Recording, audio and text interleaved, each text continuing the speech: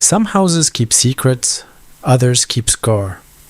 This is the story of a house on Ridgemont Lane that did both, and of the family who moved in without knowing that the walls had been waiting 22 years for someone to finally listen. By the end of this story, you'll never look at an empty house the same way again. When Claire and Daniel Whitfield bought the house at 47 Ridgemont Lane, they got it for almost half its market value. The real estate agent, a nervous man named Mr. Pruitt, kept adjusting his tie every time Claire asked a question about the house's history. "Vacant for some time," he said, waving a hand vaguely. "You know how it is with older properties. People move on." He didn't elaborate further, and Claire, tired after months of house hunting and drawn in by the price, didn't push. A deal that good doesn't invite questions. At least, that's what she told herself as she signed the papers. They moved in during the middle of summer, when the heat made everything feel slower, heavier, more permanent. The house was beautiful in the way old houses are. Tall ceilings with original crown molding, wide oak floors that had been refinished, but still bore faint scratches from decades past.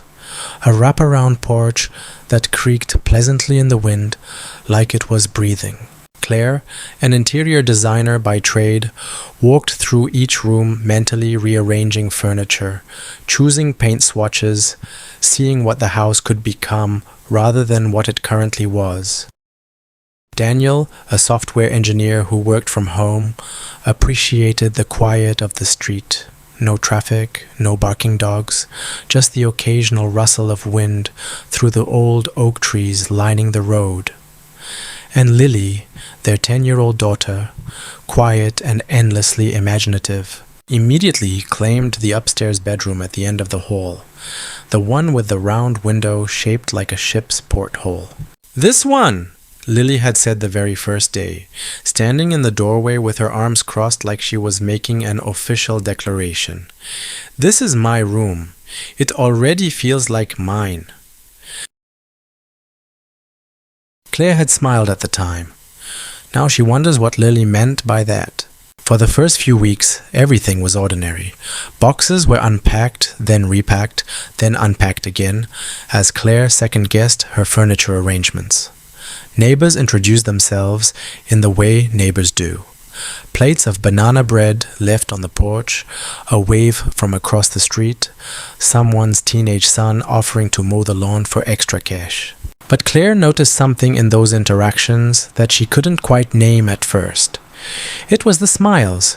Not unfriendly, exactly, just careful, measured, the way you might smile at someone standing a little too close to the edge of something dangerous, without wanting to be the one to point it out. The first strange thing happened 2 weeks after they moved in. Claire was in the kitchen unpacking a box of mismatched mugs when she heard Lily's voice drifting down from upstairs. Nothing unusual on its own. Lily often carried on entire conversations with her stuffed animals, complete with different voices for each character, an imagination Claire had always found charming. But this time, something made Claire pause with a mug halfway into the cabinet. The voice answering Lily back wasn't Lily's own voice pitched differently, the way it usually was during her make-believe games. It was different, softer, younger, almost. Claire climbed the stairs slowly, telling herself she was being paranoid, that new houses always played tricks on the mind for the first few weeks. She found Lily sitting cross-legged on her bedroom floor, facing the closet door, completely alone in the room. "Who were you talking to, sweetheart?" Claire asked, keeping her voice deliberately light, casual. Lily looked up at her mother with the same unbothered expression she wore when discussing anything ordinary. Homework, cereal preferences, what show she wanted to watch. "The girl in the closet," she said simply. "She likes this room. She says it's still hers." Claire felt something cold brush against the back of her neck, but she forced a smile. Children and their imaginary friends? She'd read enough parenting articles to know this was developmentally normal, even healthy. She kissed Lily's forehead, told her to wash up for dinner, and went back downstairs without mentioning it to Daniel that night. It seemed silly, unimportant, the kind of thing you'd bring up once, laugh about, and forget. But 3 nights later, it happened again. This time, Claire heard it herself. She was lying awake near midnight, unable to sleep in the unfamiliar house, when a faint humming reached her from down the hall, coming from Lily's room. A soft, childlike tune, one Claire didn't recognize, drifting through the thin gap beneath the bedroom door. She got up, walked the hallway in bare feet, and opened the door slowly. Lily was fast asleep, breathing evenly, one arm draped over her stuffed rabbit.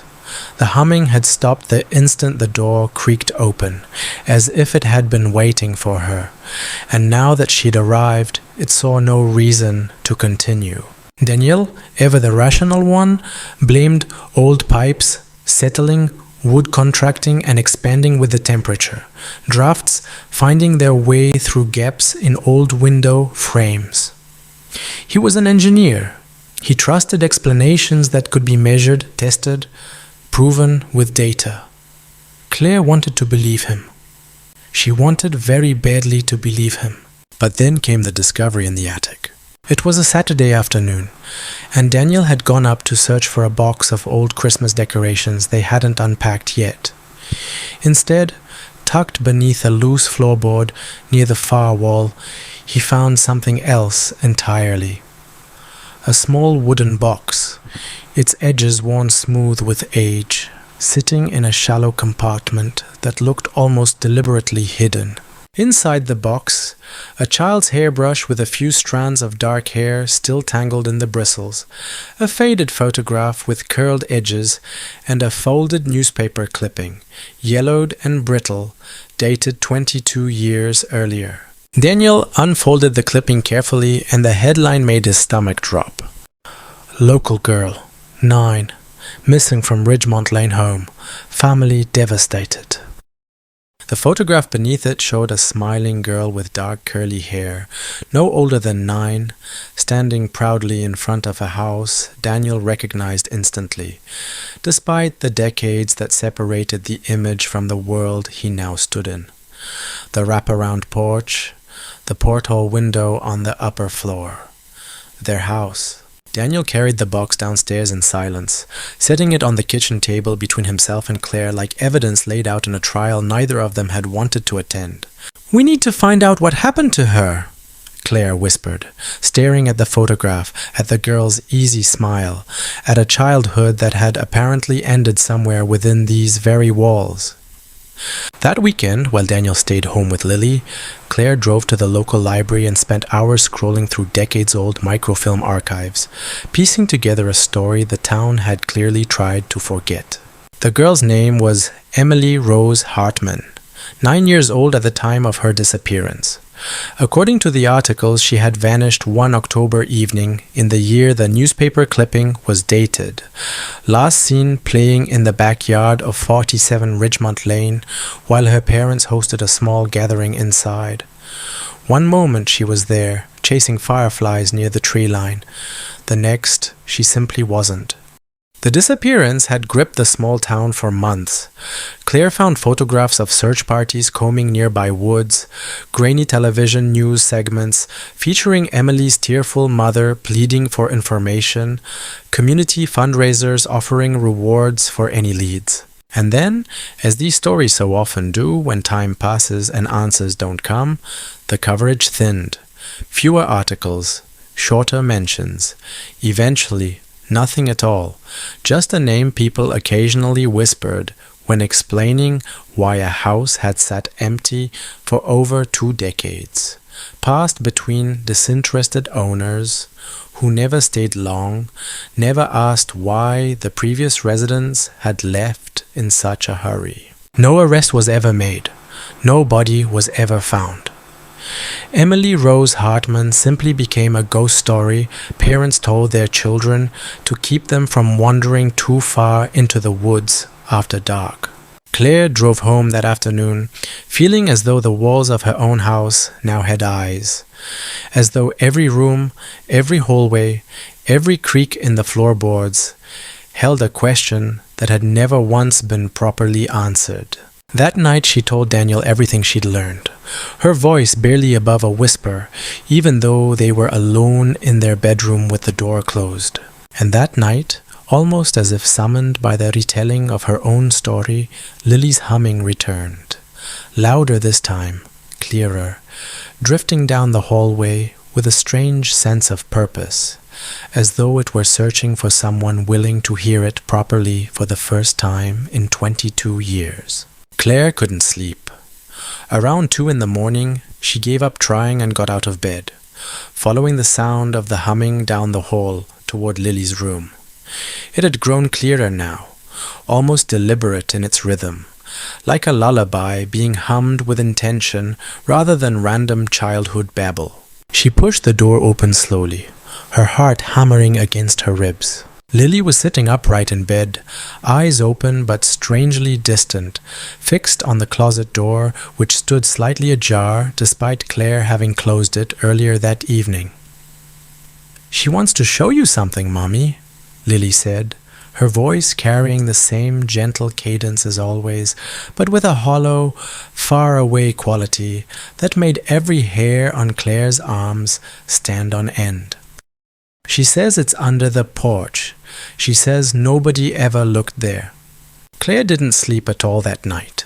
The next morning, shaken but resolved, she and Daniel went outside together with a flashlight and pried open an old wooden panel beneath the porch, a crawl space long sealed shut, with rusted nails and 2 decades of accumulated dirt and dead leaves. Inside, buried just beneath the surface, they found a small weathered tin box. Daniel's hands trembled as he opened it. Inside, a child's silver locket, tarnished almost black with age, and a folded piece of paper covered in a child's uneven handwriting, smudged in places but still legible. It read, "I'm scared of him. If something happens, look under the porch. Emily." Claire and Daniel called the police that same afternoon. What followed was a renewed investigation into a case that had gone cold for 22 years. One that, with new forensic techniques unavailable at the time of Emily's disappearance, finally uncovered the truth the town had long since stopped searching for. The note, combined with handwriting analysis confirming it was written by Emily herself, gave investigators a direction they'd never had before. It led them back to a family friend who had been present at the gathering the night Emily disappeared, a man who had since moved 3 towns over and had quietly built an unremarkable life, never once suspected, never once questioned beyond a single dismissed interview decades earlier. New evidence, paired with details only someone present that night could have known, was enough to finally reopen the case formally. Justice, delayed for 22 years, finally had a path forward. As for the Whitfield family, the humming stopped completely the night the tin box was uncovered. Lily never mentioned the girl in the closet again, not once, not even when Claire gently asked about it weeks later. Whether it had been a child's imagination reacting to sounds and shadows. Only she noticed some strange psychological echo of the house's history, or something no one could fully explain, no one could say for certain. But Claire still remembers clearly what Lily told her the following morning. Completely herself again, utterly unaware of anything strange from the night before. "I had a dream that a girl said thank you," Lily said, spreading jam onto her toast as though it were any other ordinary morning. "She said she can finally go home now." Claire never brought it up again, but she never forgot it either. Some houses hold onto their secrets for years, patiently waiting for someone willing to listen. Emily Rose. Hartman waited 22 years for the truth to finally surface. And in the end, it was a little girl's quiet curiosity and a house that simply refused to stay silent, that finally set the truth free. If this story kept you on edge until the very end, let me know in the comments which part chilled you the most. And if you want more untold stories like this one, make sure you hit subscribe. Because on this channel, every house has a story, and every story deserves to finally be heard.